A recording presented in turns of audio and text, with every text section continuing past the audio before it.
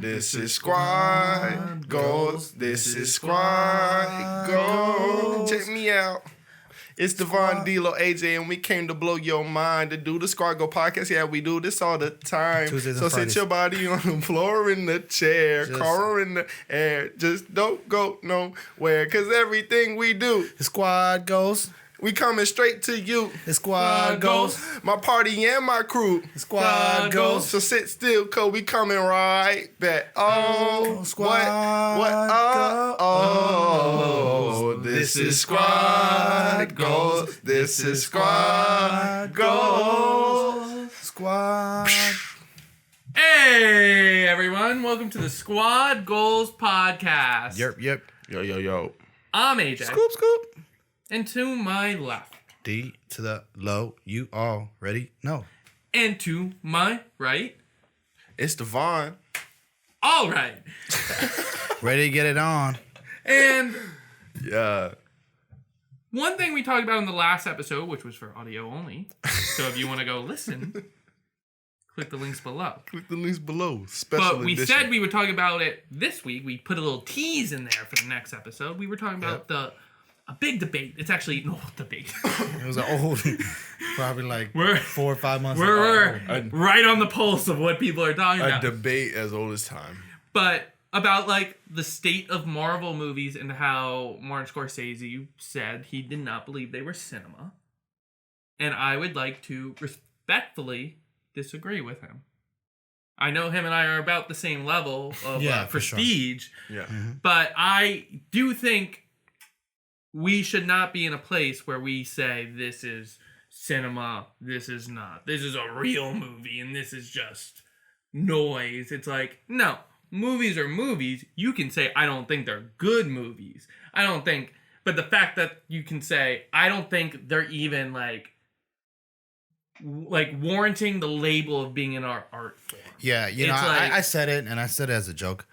Because he's like, I didn't want to make this old topic. I didn't want to, especially an old topic, but it definitely takes a certain level of skill and story building, and not to mention there's a lot of really cool cinematic things that actually go on in those movies. I mean, I understand when something becomes too big and too over glamorized, people want to dismiss it and say that's just pop, or that's just but there is a certain level of filmmaking that goes into it. Well, yeah, I think it is theatrics, heavy theatrics and overproduction, but it's still. But I don't think it's good for people to say and take the Marvel movies out of the equation, to be like, well, your movie is not cinema. Your movie's not like a movie. Like yours is just it's garbage. Get it out of here. We don't even want to count it. Where it's like, no, you can maybe disagree with the genre, you can disagree with the movie, but it would be like if we made a movie,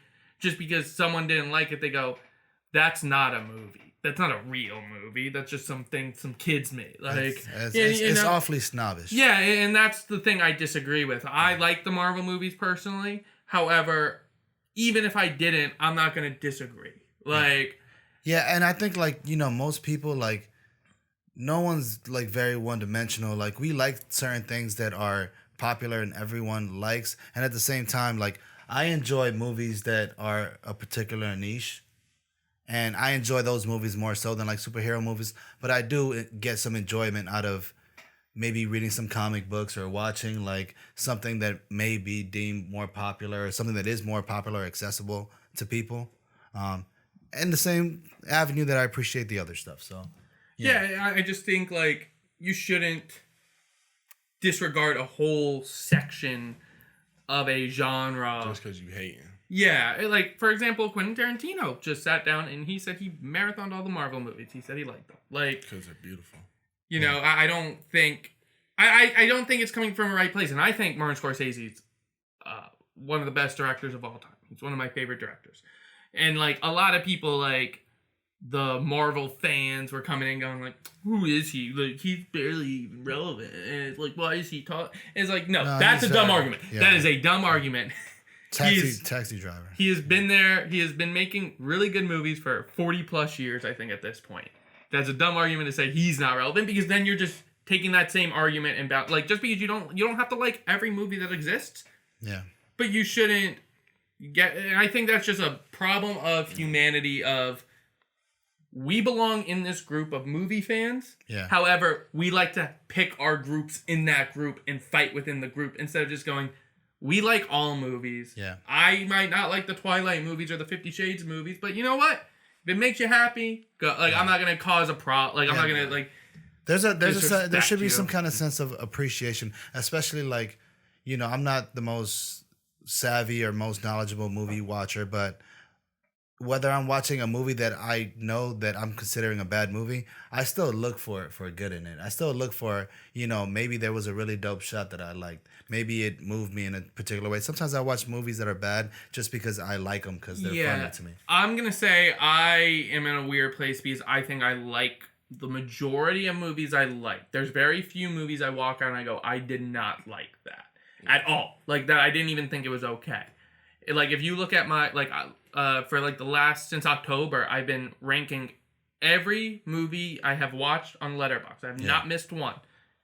And like, if you look at like my total rankings, it's like 3.5 stars or higher is like the majority of my reviews, and very few are like under 3 stars. What'd you give in the 3 stars? I can look right now. Okay. I mean, I did go back and rank some like movies I've seen in the past. Yeah. But let me see.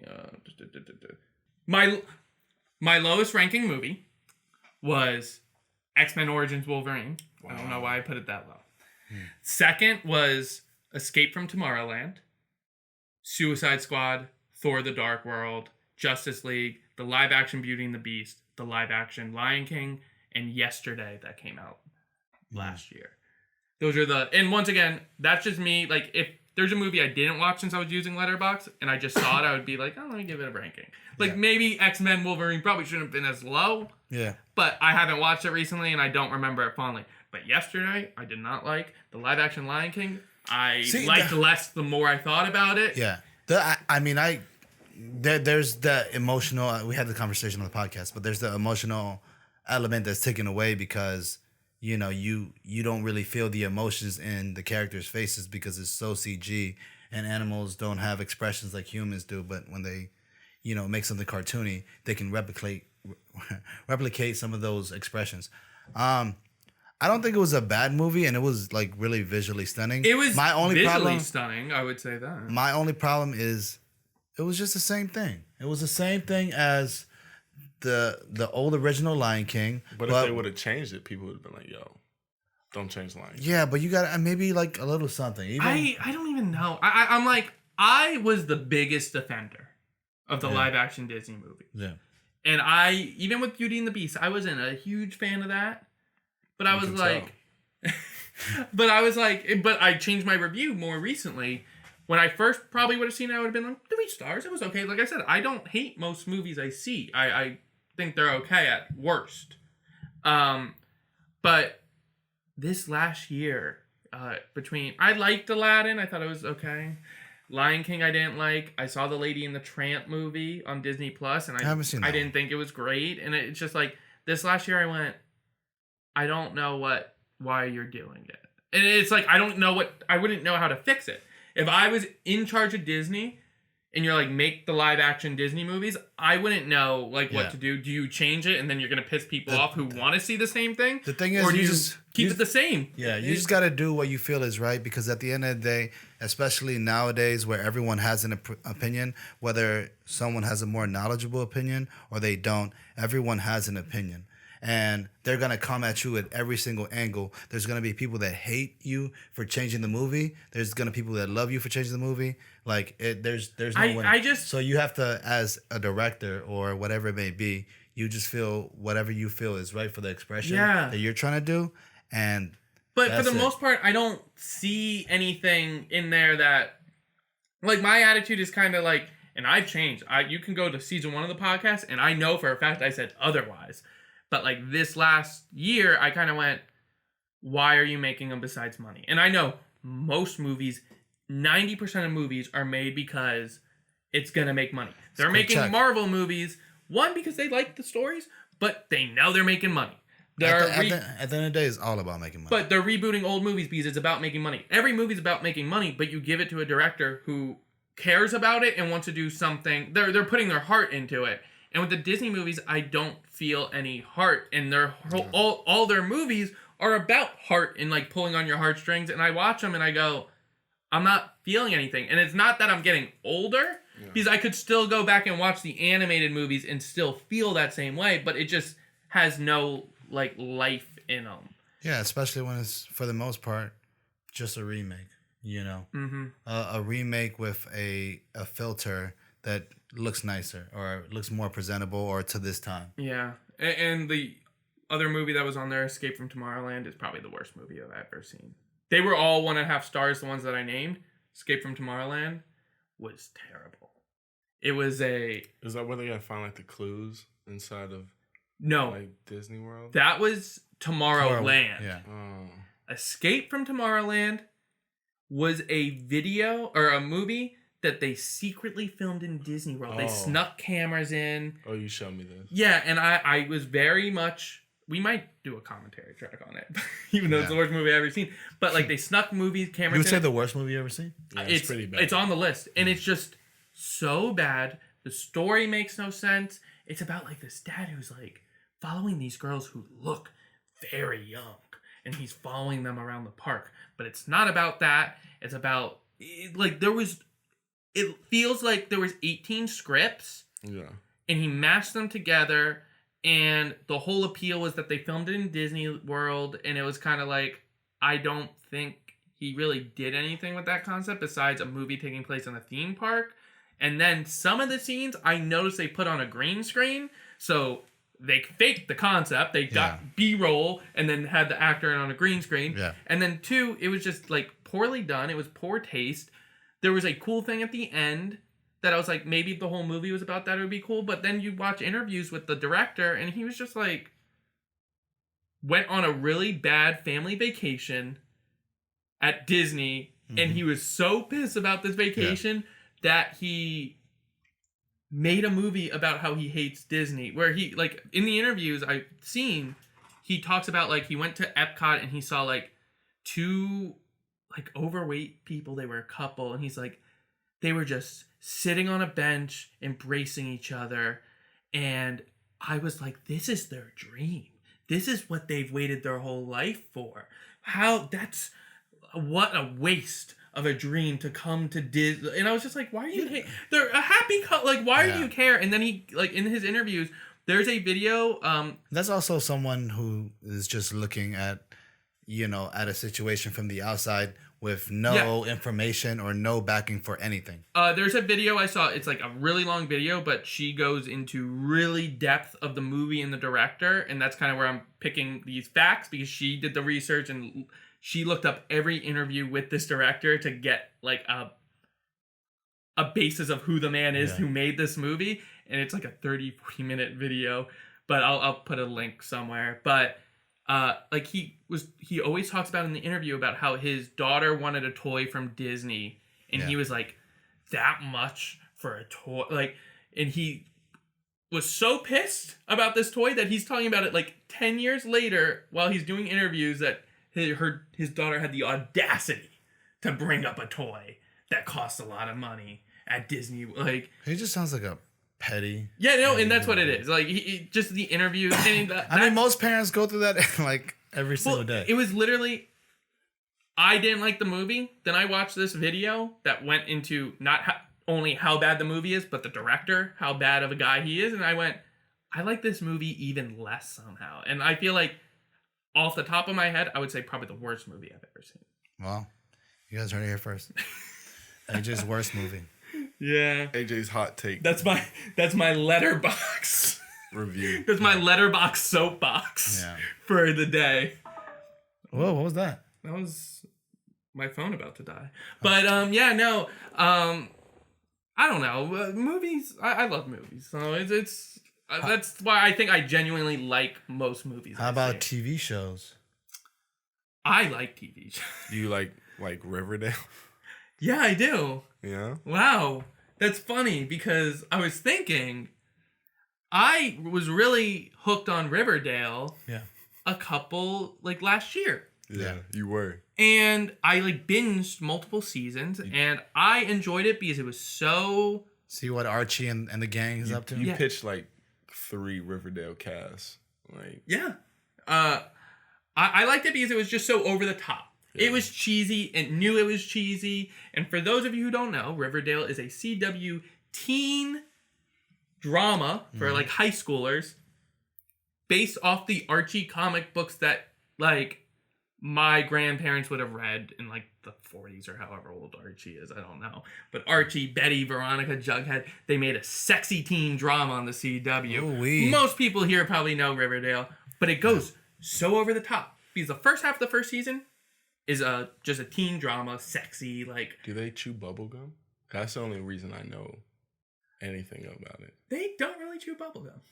But... there was the gum. Yeah, that's the only reason I know Archie is because I used to read the comments off the gum. I always keep in my pocket index cards of plot points from Riverdale. And I wanted to play a game because after the first half of the first season, the show goes so over the top. And everything that happens in that show is so ridiculous.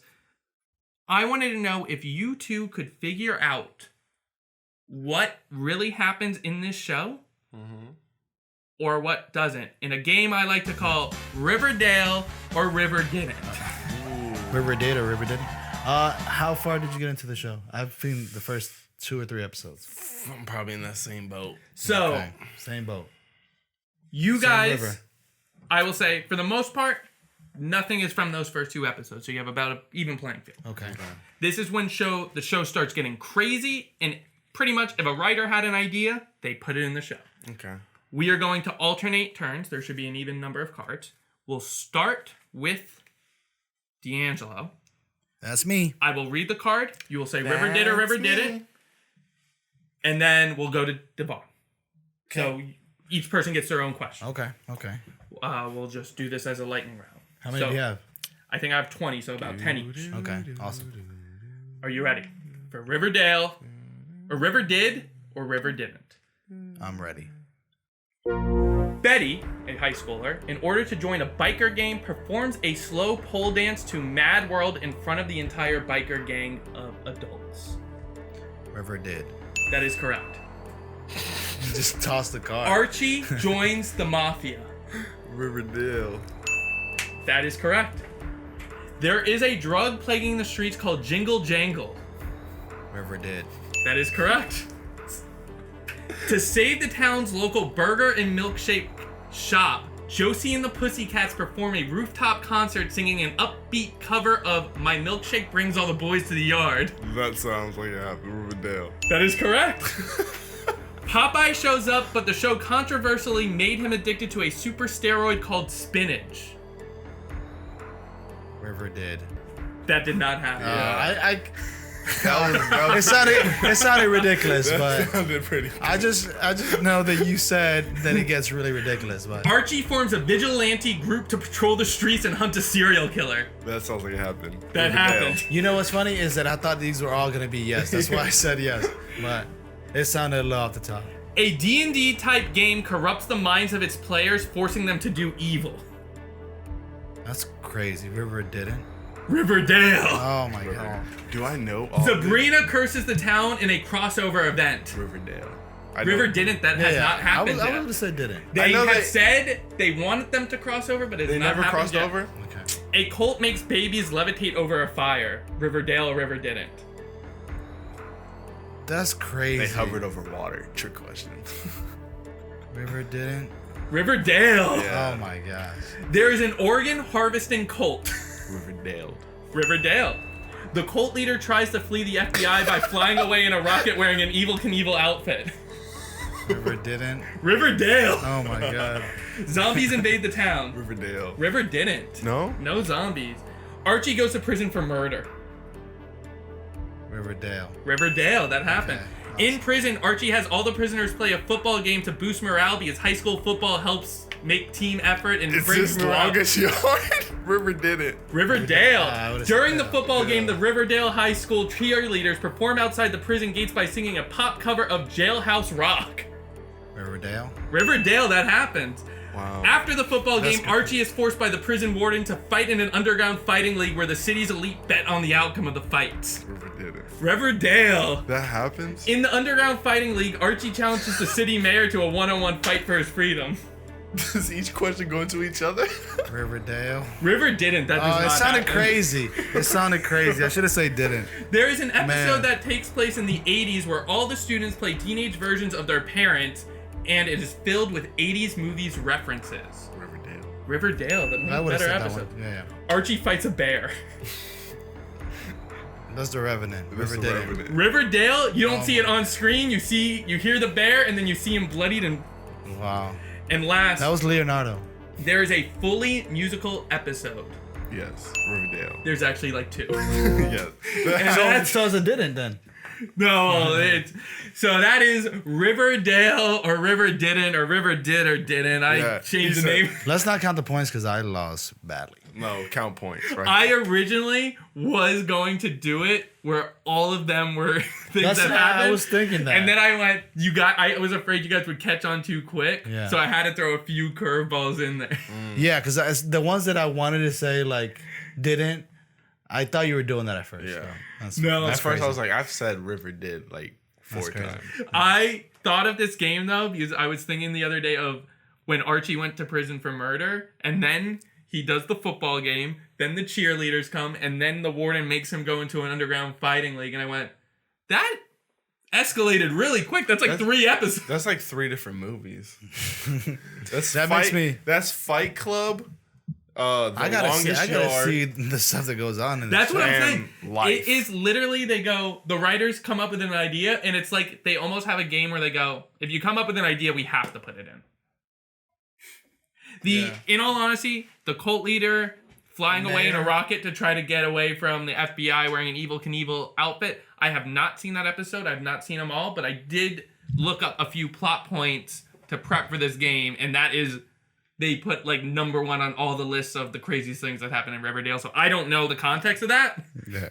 And I just saw a picture of him in front of a rocket, and they're like, yeah, when you try to the cult leader, organ harvesting cult leader tried to escape on a homemade rocket from the FBI wearing an Evel Knievel outfit was one of the more outrageous things that happened. Wow, that was a fun game. But babies do levitate over fire That's by crazy. the organ harvesting cult, and the D&D game brainwashes everyone who plays it into doing evil and like murdering. Into actual Because they take the Dungeons game and Dragons. so they get brainwashed by the game. The Wow. Dungeon Master. I roll a 6. That's been our episode, though, of the Squaggles podcast. The only show that doesn't get as ridiculous as Riverdale. Ooh, or does it? Yeah, I think it does. You can see this episode on YouTube Yes, you can. YouTube. if you look up the Squaggles podcast. Look us up. Squad Goals Podcast. Tell your friends. Squad Goals Podcast. All What was right? it? I'm sorry, I didn't catch that. Okay. Squad Goals Podcast. Squad Goals Podcast. Yes. Squad Goals Podcast. No.